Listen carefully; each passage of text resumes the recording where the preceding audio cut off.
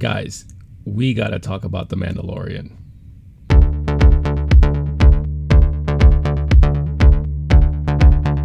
So before I get into things, of course I want to start off by saying that this video is going to be filled with spoilers. If you haven't watched anything from the season or from the latest episodes, then this is not the video for you. But I would assume by at least the title, the thumbnail, and time of day, time of week this is, that you've, if you wanted to, already watched the show. So, and you're all caught up. So let's get right into it. So I haven't really done a video about The Mandalorian season 2, and I didn't even do one about season 1, but I've been enjoying this series so far. And when season 2 started, obviously I was super hyped and excited because we left off season 1 on such a high note. We got that surprise at the end with Moff Gideon still, alive, coming out, and then we see the flash of the Darksaber. So we know it's already within the universe that Dave Filoni created of Clone Wars, Rebels, awesome stuff, all right? But how far were we gonna go? Then we've heard rumors of casting and this and that, but you know what? Let's ignore all of that and let's see what we got. So season 2 started, and we got the first episode where it just drops us right back into the universe. You have the Mandalorian with the child walking into this deal. He gets ambushed, he takes him down. Then he has a mission where he has to go find a marshal because he's looking for other Mandalorians. He finds himself back on Tatooine. Then we get to see Timothy Olyphant and his amazing hair on his head, wearing Boba Fett's armor. What's happening here? Now we have two kind of looking Mandalorians, one which is a Mandalorian and one who's, just wearing a piece of armor of one, having to fight a crate dragon that we've seen skeletal remains of from episode 4, the original trilogy, and it was pretty freaking awesome. Then the episode ends with this glimpse of Tamora Morrison. Oh my god, is this Boba Fett? We don't know yet, but awesome. All right, we're off to the races and we're running. Then we get to episode 2, and the episode opens up with this great little battle. It looks like, a bunch of bounty hunters still looking for the child, trying to grab the child. The Mandalorian takes care of business and all that. Then things slow down, and the Mandalorian now finds himself to be like a taxi service, having to transport this frog lady and her eggs to a planet because, this is the last of her own line, and she has to reunite with her husband and this and that.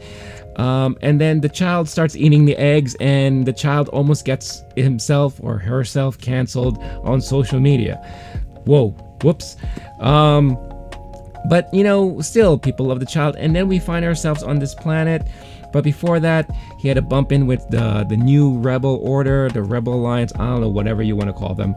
But, he escapes them, but then he gets trapped on this planet. And then it becomes like a scene out of Aliens where, the kid's just hungry. He wants to eat everything. And he starts eating up these eggs. And then all of a sudden, all these spiders come out and starts chasing them. Now they have to fight them off. And then the rebels come back and they shoot them down. And they say, hey, you're wanted. We should arrest you. But hey, you did some good things. You helped us out a little bit, so you know what, let's call it even, but don't give us a reason to arrest you. So we're gone, they're gone, the ship's a mess. So they try to get to this planet, and they do, and then things really pick up again, because why? We get another tie-in from the Filoniverse. And look, I know a lot of people are out there complaining that, look, we don't want this to be so tied into everything, so we don't want it to be shrunken down to just this one universe where everything is tied together. Look, it's Dave Filoni. He is one of the writers, he is one of the producers, he works very well with Favreau. And to be honest, these characters that we watched on animated series like Clone Wars and Rebels, we really wanted to see live representation of them one day. And it just shows you that the Mandalorian is within this universe. They all exist, right, in the universe. Somewhere we know Luke is somewhere probably. Han Solo, Princess Leia, they're all doing something in the universe. Will they bump into each other? We don't know. But we get to finally see the Mandalorian bumping into other Mandalorians, and it happens to be Bo-Katan, and I lose my mind, and I'm like, here she is, and it's Katie Sackhoff, same person who does the voice, and they eventually team up together. They take down this Imperial shuttle that's stealing weapons. They want to get the weapons back and the shuttle. Titus, whatever his name is, plays this really amazing Imperial commander, and he does what a commander does. He's ruthless. He's like, they're on board, they're trying to steal the ship. You know what? Time to take the ship down. We're not gonna let them run away with all this. They finally beat him. They recover the weapons. Bo-Katan says goodbye to Mandalorian, but before she says goodbye, she says the infamous words, go to so and so planet, there you will meet Jedi Ahsoka Tano. And again, I lose my ish, and I'm sure a lot of you did too. So really great stuff, and this is where this series really escalates for me, because then we get the next episode. By the way, the third episode was directed by Bryce Dallas Howard, which she did a phenomenal job directing the episode. The action, the cinematography, really well done. Now we get to episode 4, which is directed by Carl Weathers. And to be honest, this again felt like a Star Wars cinematic experience. This felt like actually something like from the 80s. It felt like an 80s action movie where, Mandalorian, he reunites again with, Cara Dune and Grief.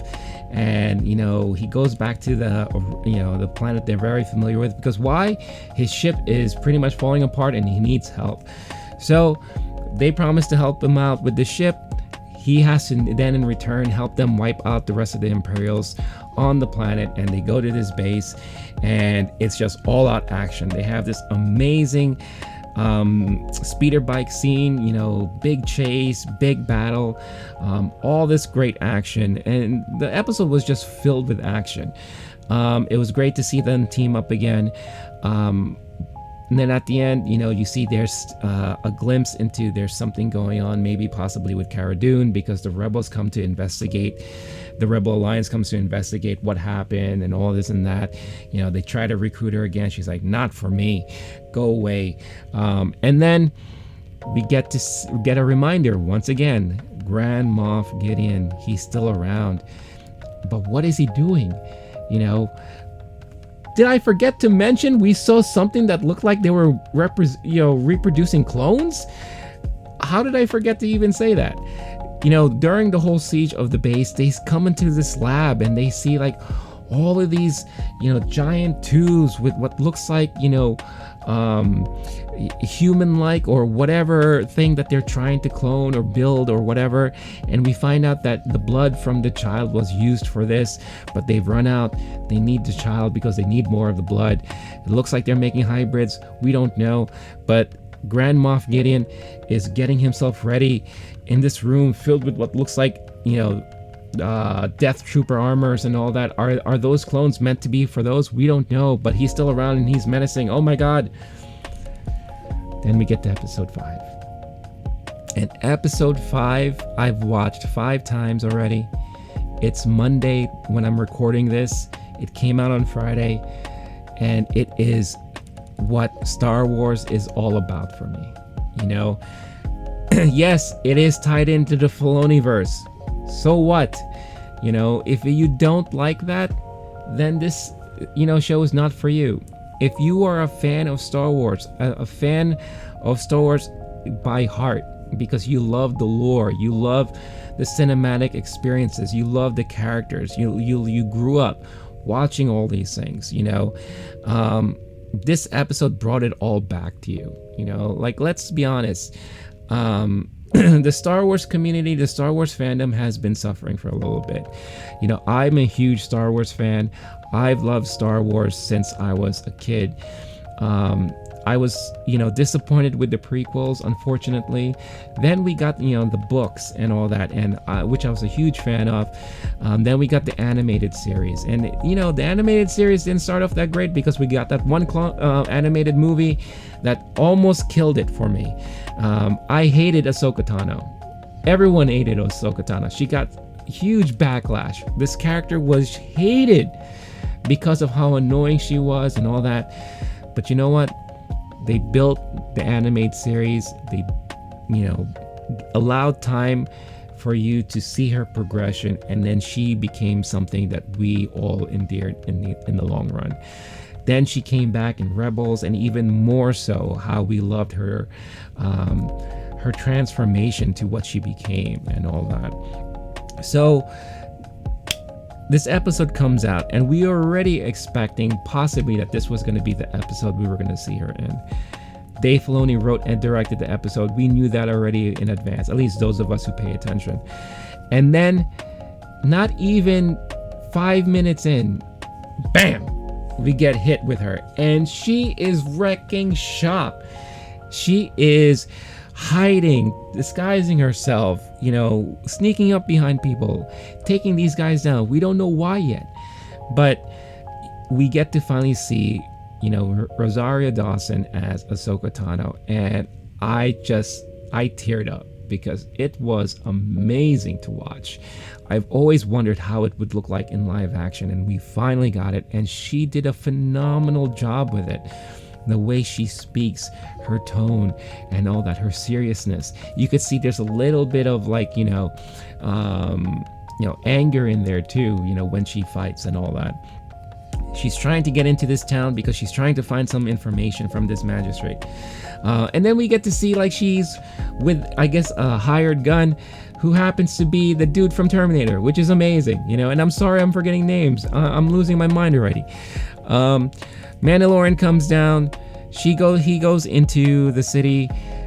He gets told, hey, I have this piece of metal that's like your armor and all that stuff like that. You need to kill the Jedi.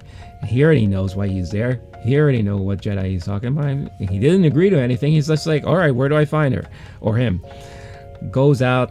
Then they clash. They meet for the very first time. And that just brief moment, you could see what it may look like if a Mandalorian and a Jedi go toe to toe, and it looked amazing. Also, Easter egg, while he was walking through the forest or whatever that was, we get to see the owl that's always surrounding Ahsoka Tano from this animated show. Very easy to miss, by the way. But they meet up. She sees the child. They start communicating via the Force, and that whole part of it felt just like Star Wars, felt just like the animated series and all that. And then we get to find out the child has a name, Grogu, right? All right, not a huge fan of the name, but it's a name, right? At least we know that the kid has a name. All right, are you gonna train him? Well, let's see what he can do.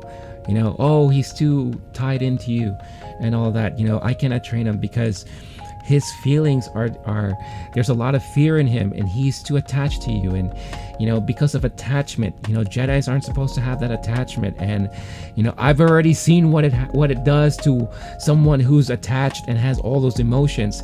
We already know she's talking about Anakin because of what happened in an animated series. Again, all this stuff is coming out, and it's amazing to watch it unfold in live action.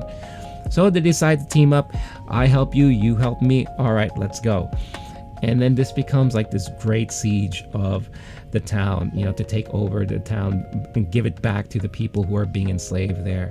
You have Ahsoka Tano, again, storming the base, taking every trooper one by one, or the guards one by one. And then she finally faces off with the magistrate, and they have this amazing battle. You see a glimpse of a samurai movie, like a Kurosawa movie, the camera angles. It's even taking place in what looks like a Japanese, garden and all that.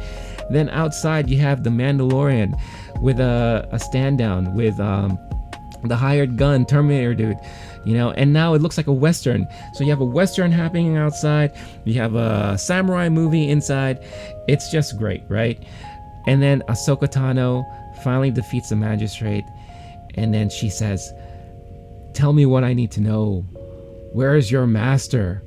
Where is Grand Admiral Thrawn?" And I was like, what? We're going there now? Guys, this episode blew my mind. I geeked out for hours and hours and hours. One of my favorite characters in Star Wars lore has always been Thrawn. I started, when I was introduced to him in the Timothy Zahn books, and then, he wrote the books, and then they incorporated him into Rebels. We know he's out there with Ezra somewhere. Now there are rumors today that Filoni might be hinting that prologue we saw at the end of Rebels, that Mandalorian might be taking place before the prologue. We don't know. It wasn't confirmed. If that's the case, that means Ahsoka is still looking for Ezra and Thrawn. But if it's not, and it takes place after, that means it is quite possible that Ezra's somewhere, and she knows, but Thrawn is still on the loose.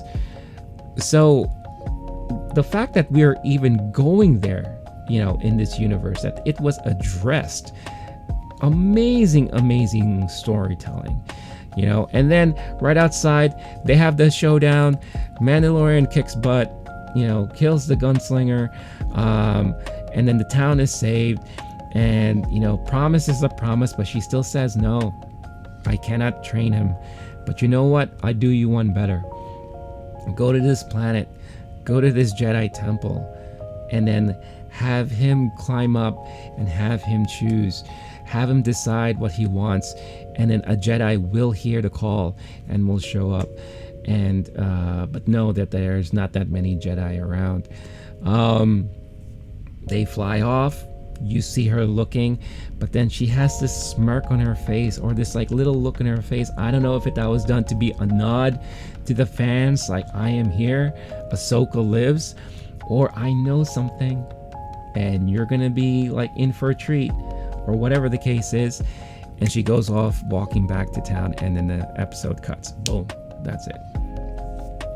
This has been amazing. And again, I already loved this series from season 1.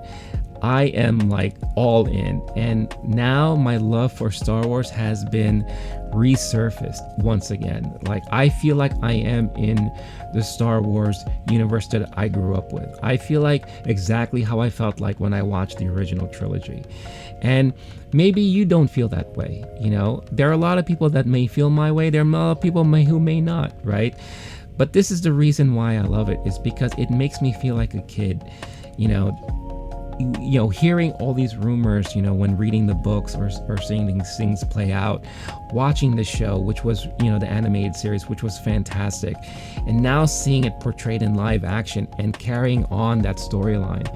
Now, Ahsoka is probably never going to be in this season again. She may not be in any future season, but we know that there is a path that she's going. I won't be surprised if she gets a spin-off series, and she deserves it at this point. Her character is so rich, and there's so much going on, that it is, it would be a shame not to carry on with that. The Mandalorian is still continuing on his path to try to find a home for this child, try to get this child what the child deserves, and all that. Plus it was revealed in this episode, the child was part of the original Jedi,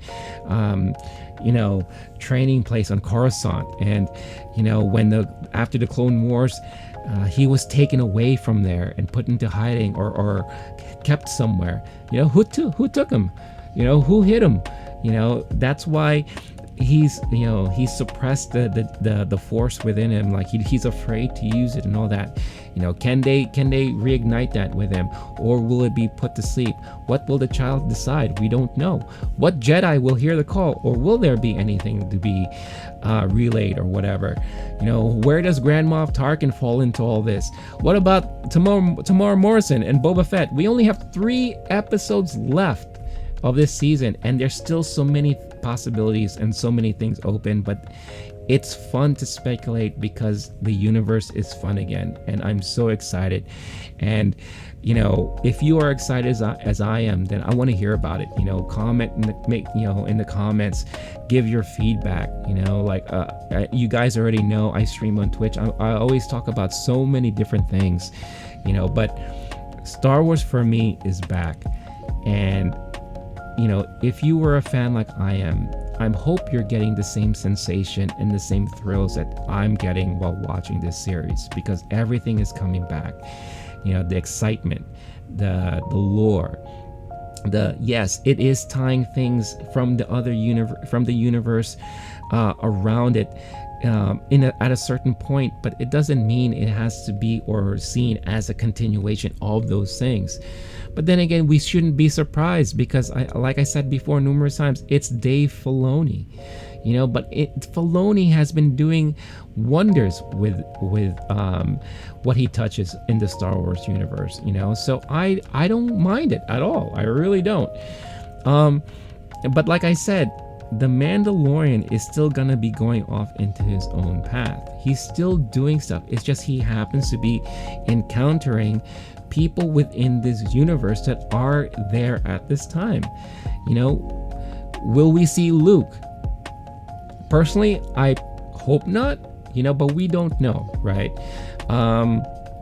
If you look at the canon and if you look at the lore, there are a lot of other Jedis that are around right now that are in hiding or doing something off. We've seen it in the video games, we've seen it in some of the comics and some of the novels. So we don't know who's going to answer the call, or if anyone would at all, right? We don't know what's going to happen, but that's what makes the waiting for the next 3 episodes very, very exciting. And I may be doing more episode reactions or reviews with when each of the 3 remaining episodes come out, because again, you could tell, and I rarely get this excited with anything, but I am super excited now, and I hope you're as excited as I am. Guys, thank you so much for watching. Again, I'd love to have further discussions with all of you about The Mandalorian and Star Wars in general. So, if you like what you see, hit that like, hit that subscribe. It would really help. Leave your comments in the comments and let's have a discussion. But please, if you're gonna talk negative about things, then I'd rather not hear from you. Let's make it constructive. Let's make it so that everyone can share their opinions in a nice, friendly manner. But if you're going to start throwing things out there, we don't need that. We've had enough of that already. Now the Star Wars fans are excited for what we're getting. Even for those who never even watched any of the animated series, who never really followed the lore or the canon or Star Wars that much like I have, they're having fun with this series. They've been loving the last 3 episodes. They've been loving, from what I hear, when I see the feedback online, when I talk to my friends who are not like me, but they're enjoying the show. And that's what's great about this, because it's bringing everyone together liking the same thing, whether or not we're a hardcore fan or just a casual fan, or maybe never a fan at all, and we just ran into this series and we decided to give it a shot and we like it. And people are asking questions, which is great, and that means they're going to go back, possibly read up a little bit about the lore, maybe start watching the Clone Wars and Rebels, maybe start reading some of the novels, the comic books, or what have you. And then, it's fueling their love for something they didn't realize that they were really into, and I feel like we felt like this in the past. Harry Potter has shown it, the Lord of the Rings have shown it, and now I feel like Star Wars is getting to that point where again it's resurfacing the love that we have for this universe. So thank you for sharing my thrill and my excitement, and I look forward to seeing you in another video in the future. All right, guys, peace. Oh, hey guys, thanks again for watching. If you want to check out my other videos, make sure to access them through this menu that you see on this side of the screen. Don't forget to hit that like and subscribe button, or hit that logo you see right here on this side of the screen. I've always wanted to do that. Catch you next time.